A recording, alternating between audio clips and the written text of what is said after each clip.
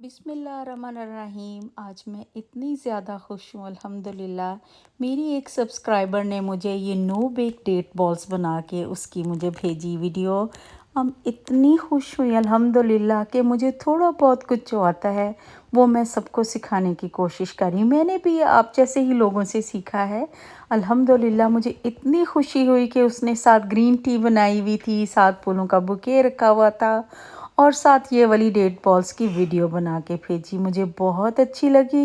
मैं तहे दिल से उसकी शुक्रगुज़ार हूँ कि वो मेरी रेसिपी फ़ॉलो करती हैं और मुझे वीडियो भी बना के भेजती हैं। जज़ाकल्लाह। और आपको बहुत बहुत रमज़ान की मुबारकबाद हो और आप सब मुझे अपनी दुआओं में याद रखिएगा और रमज़ान के सारे रोज़े नसीब रखने की भी दुआ कीजिएगा। बहुत शुक्रिया। और आप सब भी उस मेरी सब्सक्राइबर के लिए दुआ करें कि अल्लाह जी उनको बहुत खुशियाँ दे। जज़ाकल्लाह गाइस। अल्लाह हाफ़िज़।